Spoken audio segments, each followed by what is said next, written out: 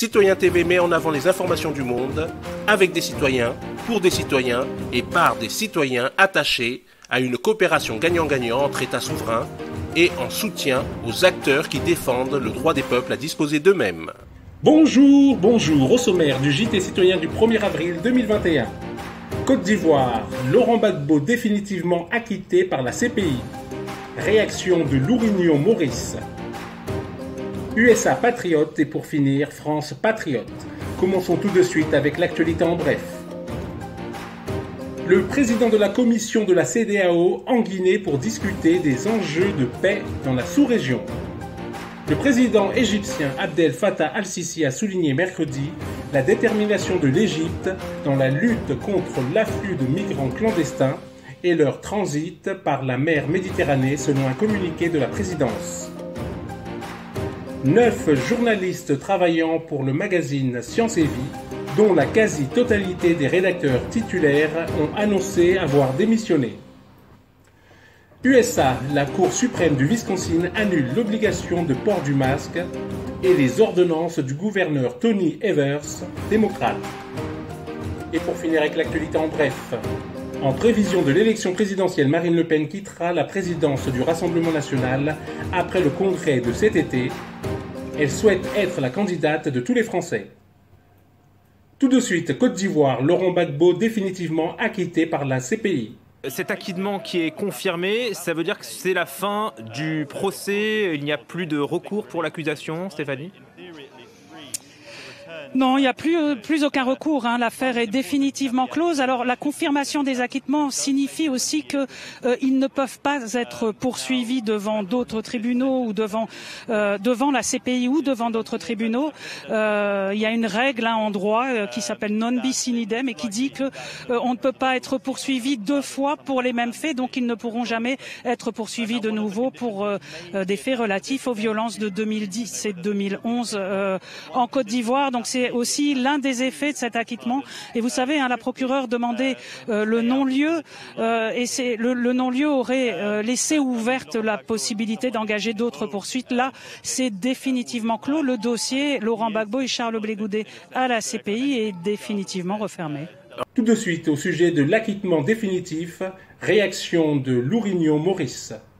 Maurice Lourinho, président du mouvement Solidarité pour Laurent Gbagbo. Nous avions lancé une pétition à travers le monde entier, pour acquérir des signatures, la volonté, que les gens expriment leur volonté à travers les signatures. Et avant de parler, nous voudrions très bien rendre un hommage appuyé et avec beaucoup de regrets à l'écrivain Bernard Bédadier, qui nous a vraiment appuyés. Et malheureusement, il n'assistera pas à l'arrivée. Bernard Bédadier ne sera pas là pour accueillir son fils. Nous disons déjà merci au Premier ministre Kofi Go, qui nous a appuyés dans le lancement de la pétition internationale pour la libération. C'est 26 millions de signatures à travers le monde. Et ce matin-là, nous sommes très très contents. Et au nom de ces 26 millions de signatures, nous disons encore merci. Merci au courage de Laurent Gbagbo, merci au courage de Bernard de Blé Goudet, et nous sommes très très contents. C'est notre vraiment première grande joie. Et à tous les membres du mouvement Solidarité Gbagbo. Merci. Tout de suite, USA Patriote. Salut, je vais pas vous redire bonjour puisque ça fait déjà 4 fois que je vous ai dit bonjour. Donc je profite celle-ci, je ne mets pas de numéro, ok? C'est comme ça pour vous informer, pour tous ceux qui me suivent sur Twitter, eh bien mon compte Twitter, c'est la cerise sur le gâteau si vous voulez, il a été également supprimé par les GAFA, cette bête qui nous surveille de partout. Mais heureusement, grâce à la communauté de l'anneau, enfin la communauté de l'info avec InfoVF, site créé par Fils de Pangolin, eh bien grâce à toute cette tribu, grâce à toute cette solidarité entre nous, eh bien j'ai pu reconstituer une partie de mes abonnés perdus. Et je vous invite grandement, mais grandement, à aller voir tous vos youtubeurs sur cette plateforme car ils sont en train tous d'être supprimés petit à petit de la plateforme YouTube. Donc je vous invite grandement à y aller. Et si on fait tous preuve de coordination dans nos échanges, eh bien les choses peuvent aller très vite. J'ai pu récupérer 1400 abonnés sur les près de 3000 que j'avais. Et ça en seulement 2 jours. Donc c'est vrai que c'est pas l'entièreté, mais ce n'est pas grave, ça permet quand même déjà de rediffuser de l'info. Et surtout pour ceux qui me suivent sur Twitter, la chose qu'il y a de différent par rapport à mon ancien compte, c'est que au bout, je dirais, du login pour me chercher, il suffit de rajouter un petit 1 au bout. Donc voilà, là vous tomberez sur moi et sur personne d'autre. Voilà, cette vidéo est terminée. Je vous dis à plus sur la chaîne de l'Élastique.